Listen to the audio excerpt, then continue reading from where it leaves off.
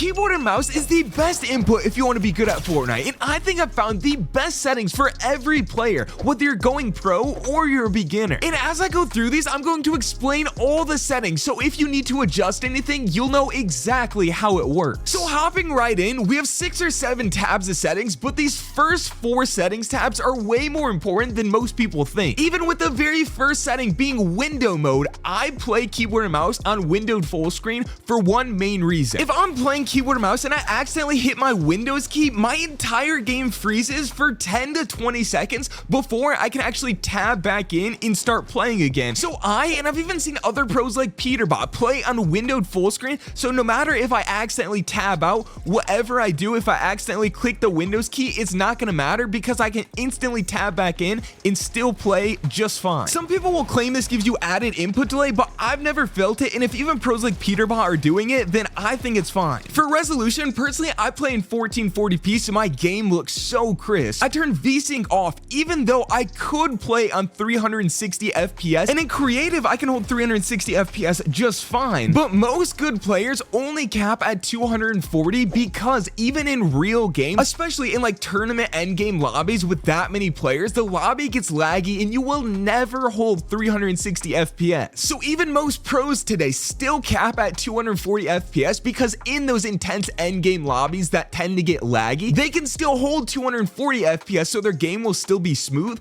versus if they tried to cap at 360 FPS, they'd be dropping frames and their game would be laggy. And to make sure you can hold high FPS, we have the rendering mode, which I personally play on an NVIDIA GPU and I play on an Intel CPU. Now this is important because legacy performance, they say, works better for Intel CPUs, but the new performance mode, this one, is set to work better on AMD CPUs. Brightness, I keep my game as bright as possible so I can see all the details at 150%. For my performance mode settings, I set everything to off or low except for my view distance. I set to epic so I can see details as far as possible. Then over one tab is the audio tab, and over here, really, there's like 3 settings that matter. Sound quality, I prefer to set my sound quality to high so I can really hear those footsteps. I turn 3D headphones off, and then I turn visualize sound effects on. Visualize sound effects is pretty self-explanatory. It literally is like a cheat code to tell you where players are around you.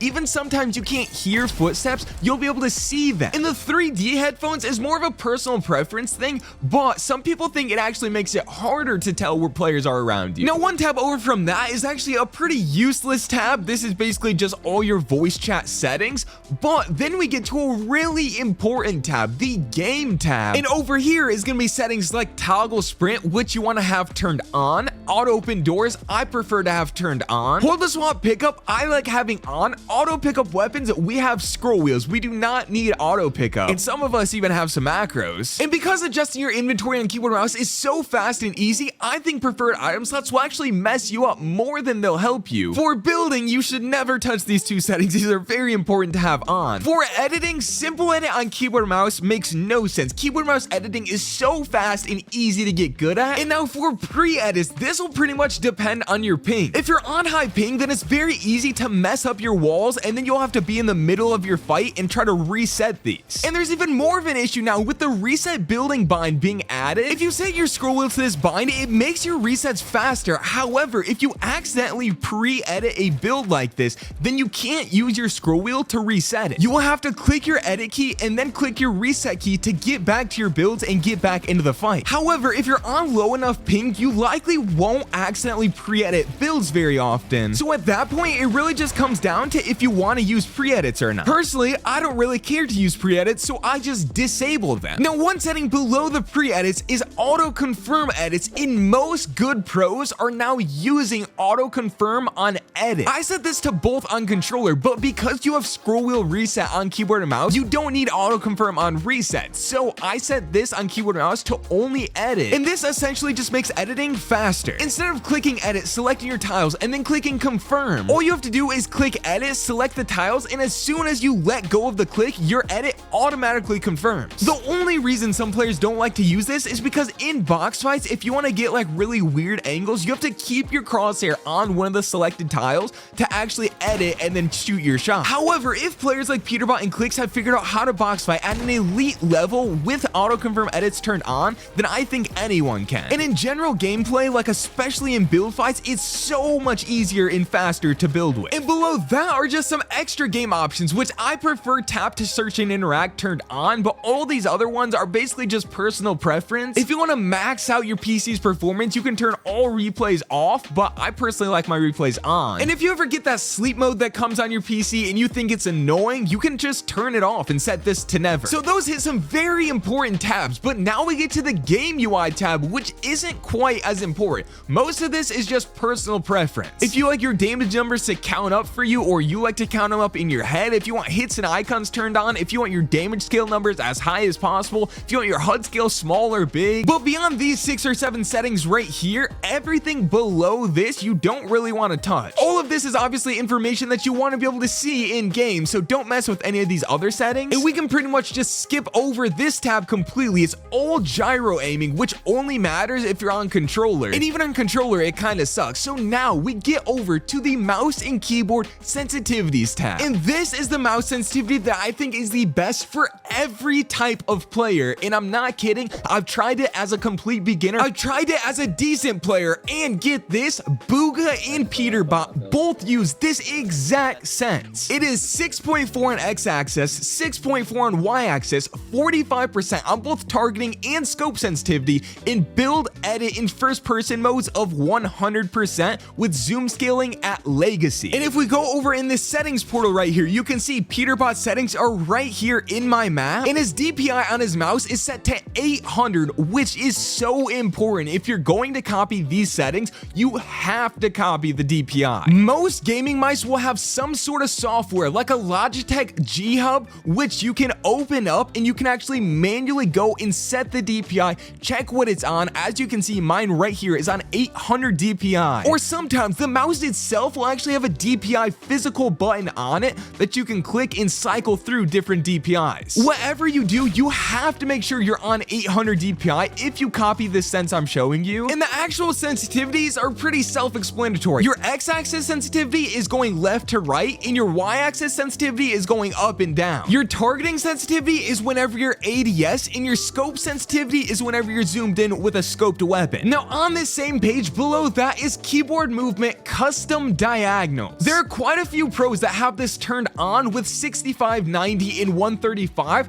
and there are also quite a few pros that have this turned off. Like even over here in the settings hub, let's check. Ritual has it turned on, Cold has it turned on, Peterbot has it turned off, Polio has it turned on, and Swizzy has it turned off. So at this point, I would say it's just personal preference whether you want it on or off. And then below that are just kind of some random settings, but then you get over to the binds. And this might be controversial, but I 100% believe in just copying a good pro player's binds. So many people say to just play and set whatever binds feel comfortable to you, but to be completely honest, I think that's a complete waste of time. If you do that, at some point, you're going to have to change your binds to be more optimal to get better, versus if you just take a couple hours and copy a bunch of different pros binds until you find a set that are comfortable. At least then you know that it's possible to become a good pro player on those binds. There are 100% bad binds that can hold you back and make you a worse player. So like personally, I copied probably the hardest pro players binds that you can use, which are Peterbots. And the reason they're so hard is because if you look at my fingers right now, look at how I'm actually pressing the keys. He actually moves left with his pinky and he moves right with his middle finger, leaving his index finger and his thumb free to click all of the other buttons that he needs to click. So the typical setup is your pinky is free over here to click all of these buttons, but your pinky is kind of useless. It's much better to have your index finger free to click all these buttons a lot faster. So like if I was gonna do a triple edit, I'm holding forward with my ring finger, then I'd click V with my thumb right here reaching over, and then with my index finger I'd click Y to place my floor, and then I move that same index finger down to G to go through both edits. Now this might seem insane insane and super hard to learn, which trust me, it took me days to learn, but I think I ended up getting really good on Peterbot's binds, and just spending 1 week practicing them, I can now do pretty good builds and edits and play decently well on keyboard and mouse. So even though learning a pro's binds might be harder at first, I personally think it's actually worth it to spend the time to learn good binds off the bat versus learning bad binds and then eventually having to switch to good binds. And while having the right settings is very important, practicing on the good settings is also even more important. And this is my map I built specifically to practice free builds in 1v1s on. You can use it to warm up with custom music on. You can also 1v1 your friends with any of these custom backgrounds on. Personally, I think this one is my favorite. It's like a crazy neon city. You can practice with all of the mythics, all of the chapter 6 guns, all of the reload guns, and you can even put on custom crosshairs, put on a stroke, make it as big or as tiny as you want. And of course, do things like change your health. You can practice builds in slow mode. This is so underrated for practice. Not to mention, you can grab base boosters and get a ton of XP. And there's even a portal in here with all the best controller, keyboard, or mouse, and even switch player settings if you want to try other types of settings. And to find this map, just search Carter 2K in the map tab, and of course, make sure to favorite it. So now you have good settings, good binds, and you know how to practice. Now, if you want to watch me try Peterbot's daily Fortnite routine for 3 days, then click here. Or if you want to see 12 keyboard or mouse tips I wish I knew sooner, then click here. Subscribe if this helped, and thank you so much for watching.